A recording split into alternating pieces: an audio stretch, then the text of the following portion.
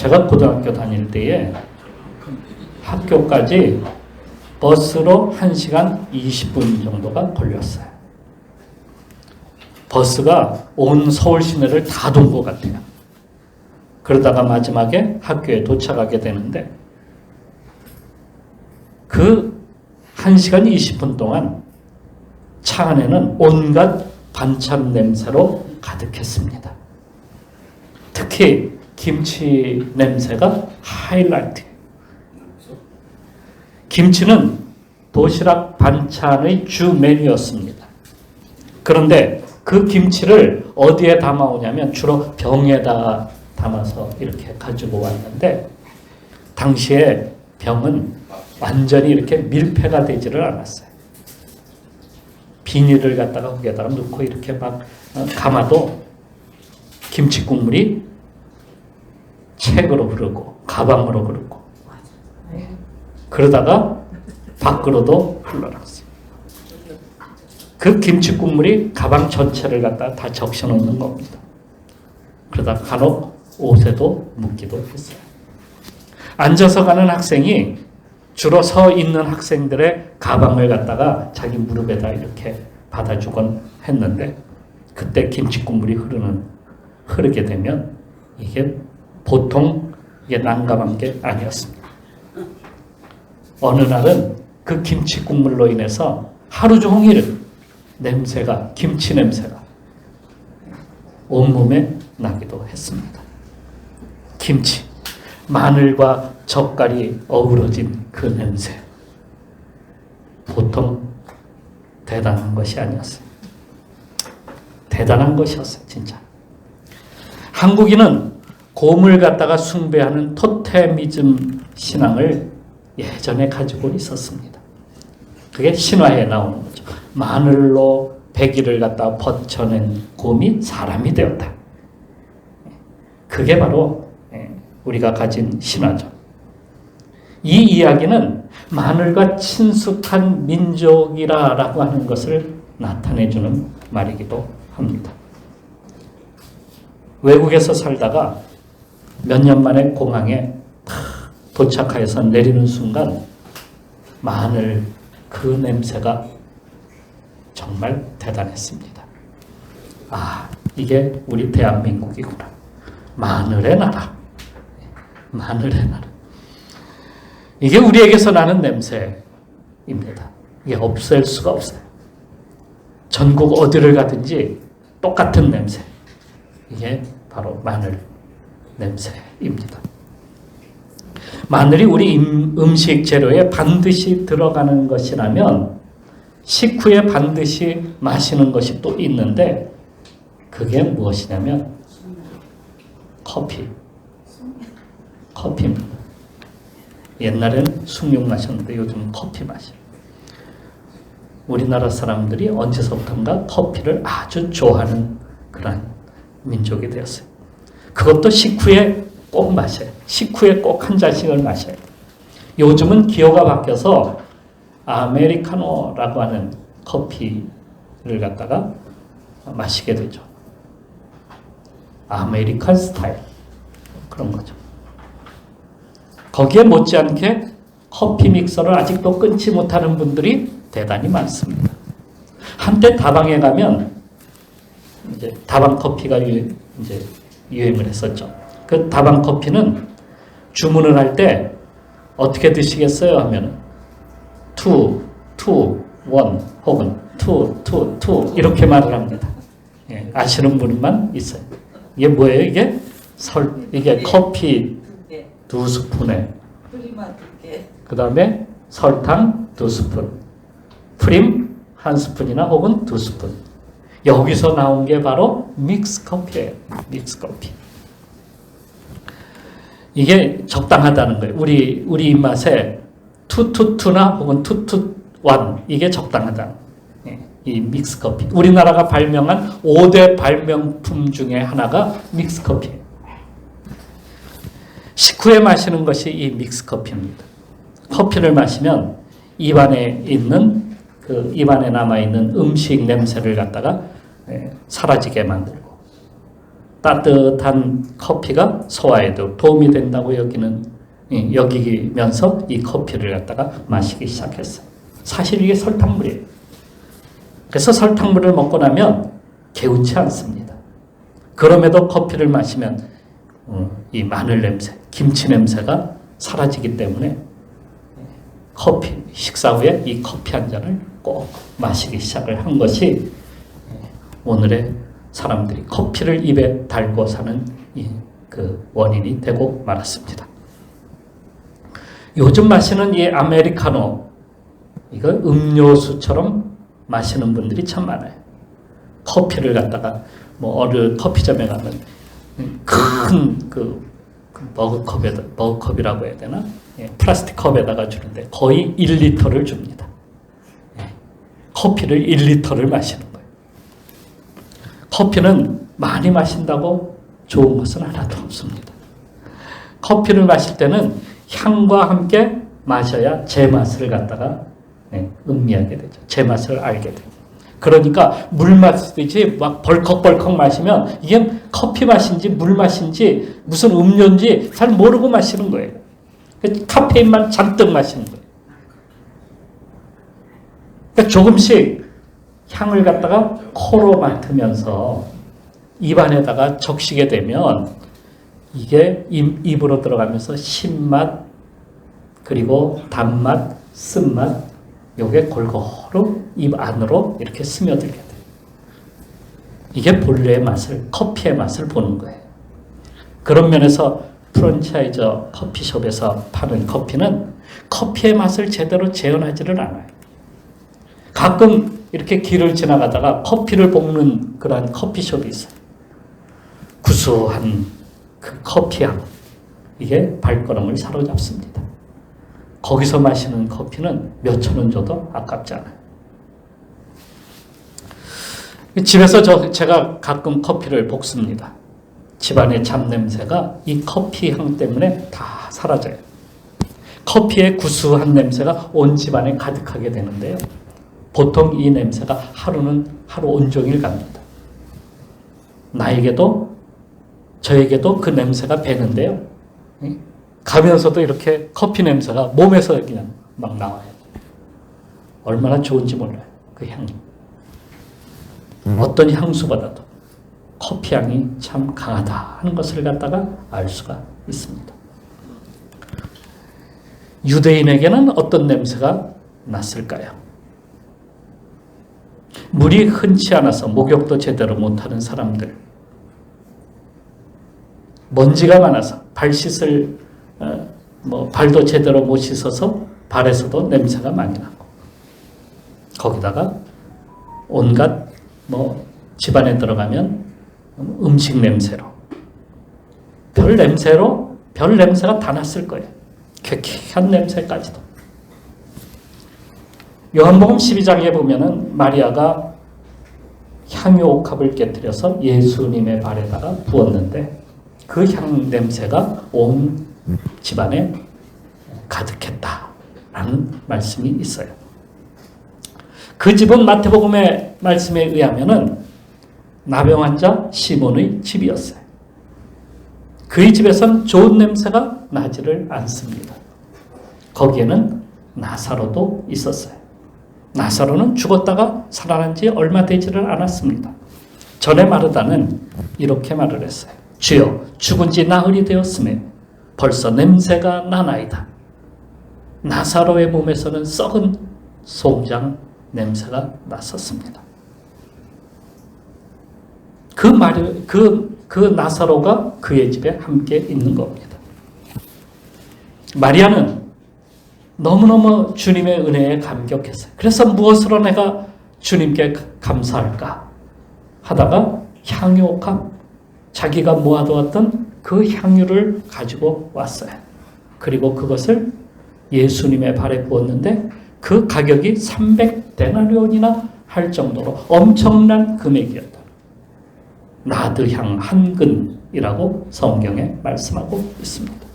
그 엄청난 향을 갖다가 예수님의 발에다가 부은 거예요.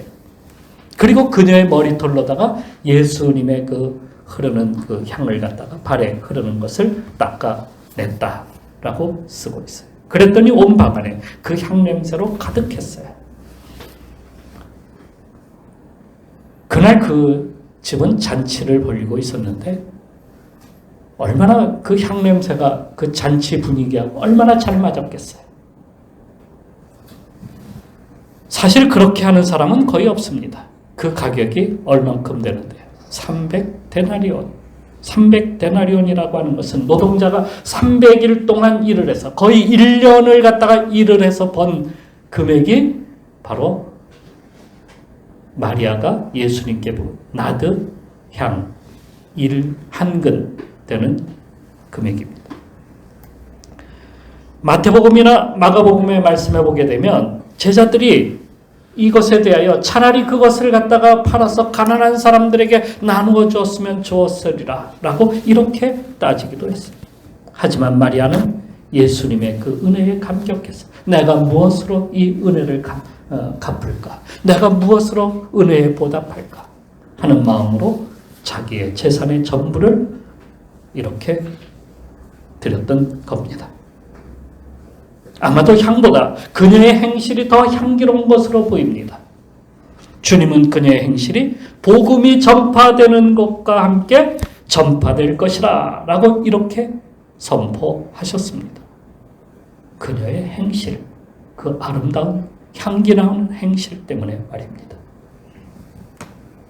그것과는 반대로 네로 황제는 자신이 황제로 있으면서 정말 수많은 주의 정적들을 갖다가 제거했습니다. 그에게는 조금이라도 낌새가 보이면 주위에 있는 사람들을 다 죽였어요. 그 중에 어머니도 있습니다. 아내도 희생되었어요. 그에게는 어떤 냄새가 날까요? 그가 황금 궁전, 도무스 아우레라고 하는 그 황금 궁전을 갖다가 계획하고 지으려고 로마시의 3분의 1을 갖다가 불을 태워버렸어요. 지금은 그 궁전이 콜로세움 아래에 그 땅속에 묻혀 있습니다. 사람들이 그걸 다 거기다가 묻어버리고 거기에다가 콜로세움을 세웠어요. 그가 그 황금 궁전을 짓고 나서 모든 편의시설을 그 안에 다 집어넣었어요. 그 중에 특이한 것이 하나가 있는데 사람들이 그 궁전 안으로 들어오게 되면 공중에서 향이 자동으로 뿜어나오게 하는 시설까지도 만들었어요. 아주 좋은 향 냄새가 그 궁전 안에 다 퍼지는 겁니다. 아마도 냄새를 없애기 위해서, 자기에게서 나는 냄새를 없애기 위해서 그런 것이 그렇게 향을 뿌려낸 것이 아니겠습니까? 만일에 우리에게서 좋은 냄새가 난다면 향을 뿌릴 필요가 없어요. 만일에 커피숍에 갔는데 커피숍에서 다른 향수를 향을 갖다가 거기에다가 사용하고 있다고 한다면 그 커피숍은 분명히 좋은 커피를 쓰고 있지 않는 것이 분명합니다. 그러니까 다른 향을 갖다가 사용하는 것이죠. 그걸 감추기 위해서 다른 향을 사용하는 겁니다. 좋은 냄새를 나쁜 냄새를 없애기 위해서 말입니다. 바울은 15절에서 우리가 그리스도의 향기라고 이렇게 선포하고 있습니다. 우리가 누구라고요? 무엇이라고? 그리스도의 향기. 우리 다 같이 한번 따라서 해봅시다. 그리스도의 향기다. 우리가 그리스도의 향기다 라고 이렇게 선포하고 있습니다. 그러니까 우리에게서 그리스도의 향기가 난다는 말씀이에요. 그리스도의 향기는 바로 그리스도인의 행위, 곧 복음이라는 말씀이에요. 복음의 향기가 우리에게서 나야 한다는 거예요. 향은 좋든 나쁘든 멀리 퍼져나가게 되어 있어요.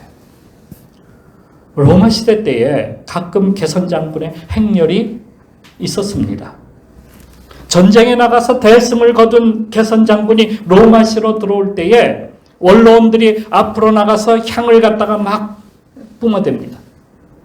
향로에다가 그 향을 갖다가 넣어서 흔들어대는 거예요. 그 가끔 가톨릭 그 제사 그 예배에서 보는 예전에서 보는 것이 그런 것들이 있죠. 향을 갖다가 흔들어대서 뿌리는 거예요. 그 향 냄새가 아주 먼 곳까지 퍼져나가는 거예요. 많은 언론들이 나와서 그 향을 다 흔들어대니까 말입니다. 로마 시민들은 이 냄새를 맡으면서 오늘이 개선식이 있는 날이구나 하는 것을 알게 되는 거예요. 그 냄새를 맡으면서.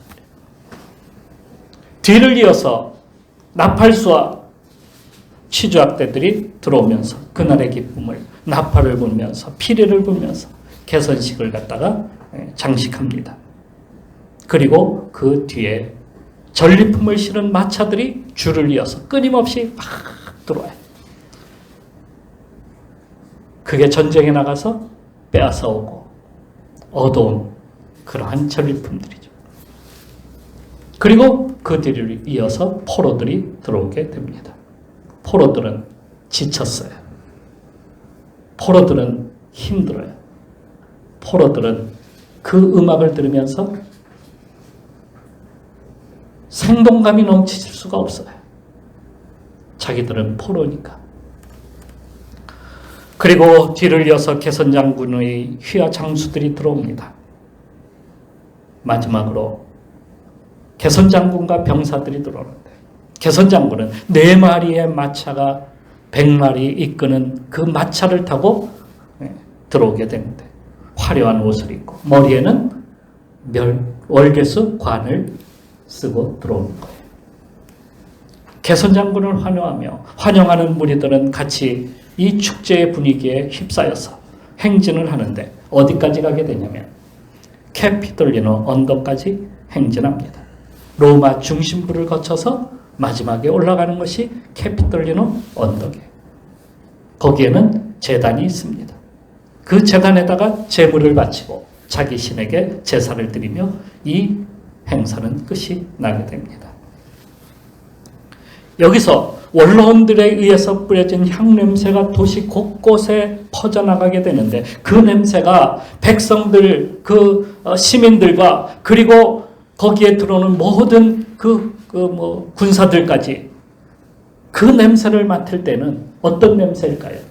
그 냄새는 승리의 냄새. 그 냄새는 생명의 냄새. 그 냄새를 맡으면서 우리가 이 날은 승리의 날이구나. 이것은 우리가 정말 기쁨의 날이구나. 생동감이 넘치고 이 날은 모두가 축제하면서 모두가 즐거워하면서 이게 바로 그 향의 냄새를 맡으면서 사람들이 기뻐한다 하는 겁니다.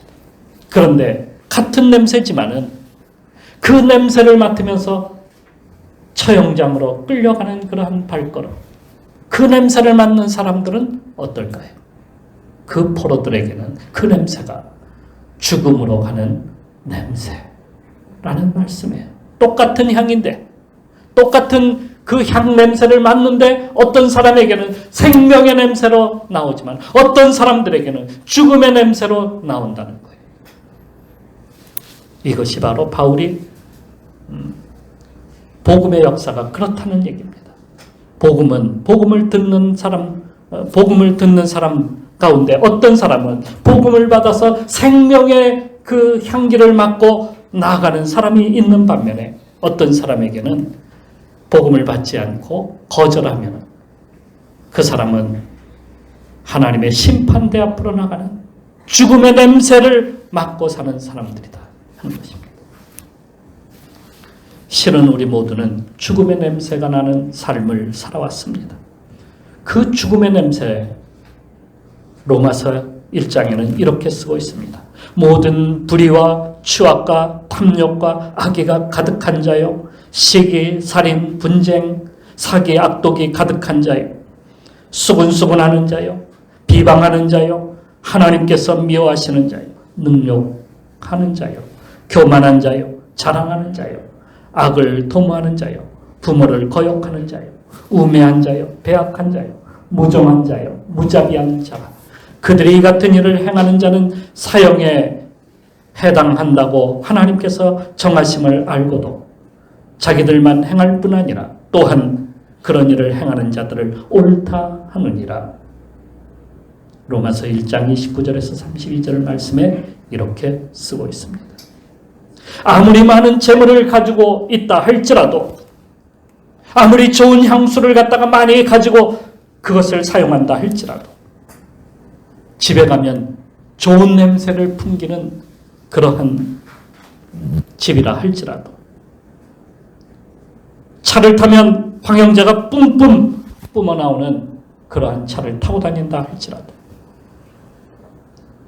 우리는 죽음의 냄새를 갖다가 뿜고 살아온다 하는 것입니다. 그런 냄새나는 인생의 주님은 이 땅에 오셔서 십자가에서 죽으심으로 모든 냄새를 제거하시고 생명의 냄새로 바꿔 주셨습니다. 주님도 그런 곳에 오셨어요. 마구간, 그 말들이 있는 그 마구간, 냄새나는 온갖 오물이 가득한 그 마구간에서 주님께서는 태어나셨어요. 그러한 세상에 태어나셨어요. 오물로 가득한 세상에. 그러한 것을 주님은 다 십자가로 가져가시고 생명의 냄새로 바꿔 주셨습니다. 그것이 부활은 바로 생명의 향기입니다. 누구든지 그 냄새를 맡으면 산다는 겁니다. 누구든지 예수 그리스도를 믿으면 삽니다. 우리가 예수 그리스도를 통해서 구원받아서 생명을 얻었으면 우린 그 가운데서 예수 그리스도께서 사시는 것임을 알아야 합니다. 내가 그리스도와 함께 십자가에 못 박혔나니 그런즉 이제는 내가 사는 것이 아니요 오직 내 안에 그리스도께서 사시는 것이라. 갈라디아서 2장 20절 말씀입니다. 모세가 시내산에 올라가 40일을 금식하면서 하나님과 만나는데요. 거기서 하나님께서 그에게 십계명 돌판을 주셨어요. 이 돌판을 들고 내려오는 모세의 얼굴은 광채로 가득했습니다. 얼굴에서 광채가 막 빛났던 거예요. 생명의 향기입니다. 사람들은 감히 그의 얼굴을 쳐다볼 수가 없었어요. 그래서 그는 얼굴을 수건으로 가리고 살았어요. 그 광채가 없어질 때까지 말입니다. 없어질 때까지 수건을 써야만 했어요.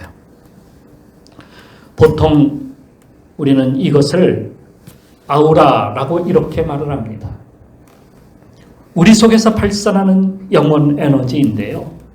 인생의 꽃을 피울 때 이 에너지가 가장 많이 나온다. 목소리도 위험이 있고요. 눈빛에서 아우라를 막 내뿜는 거예요. 문제는 그것은 영원하지 않다는 겁니다. 우리에게서 나오는 그 아우라, 그 빛, 우리에게서 나오는 그 광채 오래가지 않는다는 거예요. 점점 시들어지고 사라집니다. 모세의 얼굴에서 나던 광채처럼 말입니다. 아마 모세가 그때가 가장 빛났던 것으로 보입니다. 언제가요? 주님과 만났을 때 말입니다.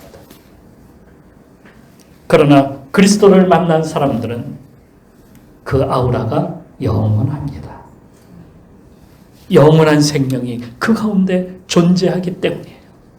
우리 속에 하나님의 생명이 존재하기 때문에 우리에게서 나오는 아우라는 영원하다는 거예요. 네로 황제와 동시대에 살았던 바울은 그에게 샤워기에서 뿜어나오는 향수 같은 것이 없다 할지라도 그는 예수 그리스도가 그의 향기였습니다. 그는 어디를 가든지 예수 그리스도를 뿜어냈어요. 예수 그리스도의 향기를 뿜어낸 겁니다. 그런데 그의 삶은 그렇지 않았어요. 살면서 죽을 고비를 여러 번 넘겼습니다. 수없이 많은 고난과 어려움이 그를 따라다녔어요. 매도 많이 맞았어요. 감옥에도 자주 들어갔다 나왔어요. 감옥 속에 들어가면 얼마나 칙칙합니까? 얼마나 냄새납니까? 그는 또 여행을 하면서 수없이 많은 위험에 처하기도 했습니다. 여행을 하면서 많은 옷을 가지고 다녔냐고요? 예수님처럼 옷 두 벌도 없었습니다. 예수님이 옷 두 벌 갖지 말라고 하시잖아요. 길에서 잠잘 때도 있었습니다. 목욕할 것도 마땅치 않았습니다. 그에게는 별로 좋은 냄새가 나지를 않았어요. 나이도 들었습니다. 나이가 들면 몸에서 냄새도 납니다. 별로 좋지 않은 냄새. 그런데 그에게 나오는 향기는 그런 것이 아니에요. 예수 그리스도의 향기였어요. 그 향기가 모든 것을 덮어놓은 겁니다. 모든 냄새를 다 사라지게 만든 거예요. 예수 그리스도의 향기가. 그의 삶의 아우라는 예수 그리스도 자체였습니다. 그런 그가 우리를 향해서 이렇게 선포합니다. 우리가 하나님 앞에서 그리스도의 향기다. 따라서 합시다. 우리가 그리스도의 향기다. 우리에게서 그 향기가 발산돼야 합니다. 그냥 뿜어져 나와야 합니다. 폭발해서 온 세상에 퍼져나가야 됩니다. 그걸 감춰둬서는 안 돼요. 감추는 것은 무엇 때문에 감춥니까? 냄새가 안 좋기 때문에 감추는 거예요. 자꾸 감추고 다른 향을 자꾸 나타내려고 하기 때문이죠. 향기가 별로면 다른 좋은 향기를 가져다 두려고 해요. 그러니까 복음이 감춰져서는 안 된다는 얘기예요. 왜 이 좋은 그리스도의 향기를 왜 감춰두냐는 말이에요. 가는 곳마다 예수 그리스도의 생명의 냄새가 나야 된다는 거예요. 그것은 남에게 해를 주는 것이 아닙니다. 그것은 남을 힘들게 만드는 것이 아닙니다. 남에게 혼란을 주는 것이 아닙니다. 그거는 복을 가져다 주는 것이고 좋은 향기를 가져다 주는 것이고 생명을 가져다 주는 것입니다. 그래서 우리가 그것을 깨닫고 우리도 열심히 복음을 이 향기를 온 세상에 퍼뜨리고 전해야 된다는 말씀이에요. 감춰두지 말고 이것을 계속해서 퍼뜨려 나가고 온 세상에 모든 사람들이 그 향기를 맡고 생명으로 나올 수 있도록 오늘 우리가 그 향기가 되는 성도들이 되시기를 주님의 이름으로 축원합니다. 기도하겠습니다.